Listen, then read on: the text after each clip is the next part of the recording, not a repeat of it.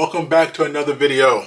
In this video, I'm going to talk about the reason why I went back to the S lineup over the Fold lineup. This is my third Fold now, which is Fold number 4. As I said, the last time I had Fold number 3, that I went to the, before I changed over, my issue was the cameras. As you may guess, I do a lot of videos, and these cameras are very subpar. Now, if you're just a regular person that use your phone for productivity and you want to have something that's similar to a tablet, this is actually a great phone. However, like I said, the camera was really a big problem for me because, as you know, as some of you know, the cameras that comes in the S class, like this is the S23 Ultra, the camera is top notch, and you cannot say anything about the camera, especially when you want to do videos and you want to do shorts, or you want to do Instagram, or even if you a person that deal with TikTok. This is where this camera, these type of phones shine. What I was doing was using my iPhone for a lot of my shorts, and because on the Fold you really can't edit shorts on it, mainly because the YouTube application sees it as a tablet. So you know that, and the next problem that I also had was the fact that when the phone is closed this way, the phone operates different than when it's open. So therefore, some of the apps that I was using, that when I opened the phone, the app was acting like it was a tablet, and then when I closed it, the phone was acting like a regular phone. And then so therefore, if I started something with my phone open and then I want to go back and close it and work on it, whatever I was doing is stopped, saying that it's like it's reopening the program brand new, and the settings are different, and that used to drive me crazy.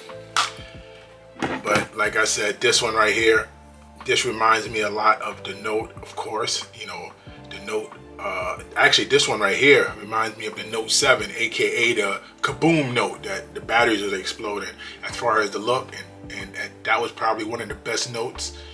And I know people who had that phone and they did not want to give it in, and it was, some of them was forced to give it in, some of them, you know, they had to give it in, and you know, they forced them to because Samsung wanted them back. And this phone right here reminds me a lot of it. So that is the main reason I went back to the S class. Now, with all that said, maybe when the Fold 5 come out, maybe things will change, you know. I mean, maybe my view on it will be a little different. I won't know until that happens. But what I'm going to do is hold on to this Fold until the Fold 5 comes out, and once that come out, I decide if I want to trade this in. Because for the most part, the resale value is horrible on this phone if you try to sell it on different third-party places, like the places I like to use, like declutter.com, and the resale value is bad when it comes to the Fold. Now, when it comes to iPhone, the resale value is great. For whatever reason, iPhone has a high resale value. But so therefore, it don't make any sense for me to try to sell this phone, even though it's paid off. I'd rather just hold on to it and trade it in, because you know, the last time it gave me $1,000 for my Fold 3 gave me $1,000. So if it does that again, I'd rather go that route. But I see what happens. And if it don't, just say the Fold 5 is just a continuation of this one, and I will probably keep this one as the backup phone and see what happens. You know, I just like the phone the way it is right here, and for the most part, I use the phone this way a lot, folded, and the screen, actually, it felt pretty good folded. I wish it was a little wider, a smidget wider. It don't have to be this big, but a smidget wider. It could be at the same height, but a little bit more width. That would have been perfect. But like I said, this part right here was great. It was convenient to have the Fold. This crease is still here. Sooner or later, you gotta get rid of the crease. You know what? I probably won't get another fold until they figure out this crease, because this crease do get to you over time, especially if you're using the S Pen. You're trying to draw, and when you go across this crease, it messes you up. So come to think about it, I probably won't get a fold from Samsung until they figure out this crease. This crease is hard, you know. You get used to it, but it's very hard. But besides that, hey, I mean, you know, as my name implies, Gadget Pimp, I am a gadget person. I have a lot of gadgets, from cars to tech to everything. I'm, you know, even my day job is a gadget oriented. So I am a gadget person, and this is just another gadget. And so far, I had this phone for a little bit less than a week now. The S23 is all what it cracked up to be.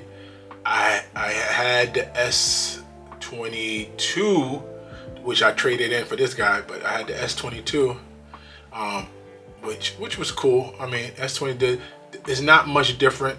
The camera's a little better. If I was a regular person and I wasn't a gadget person, obviously it's no need to upgrade to an S23 if you had S22 or even an S21. There's really no need to upgrade, because the parts that have been improved, the average person won't realize it. It won't do anything for them. But like I said, if you're a gadget person, you need the latest gadget, cutting edge gadget.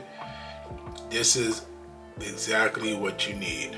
So for us gadget people out here, this is a great phone, because it's just one step further. So what I'm going to do is pack up the fold. Got the cover right here. Slap this on there. Put this in the drawer. See, I still keep the wrapping paper for times like this, when I'm going to put it in deep storage.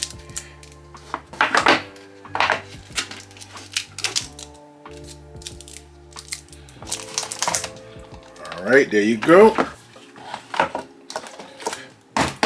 Thanks for watching. Check you on the next video. Peace.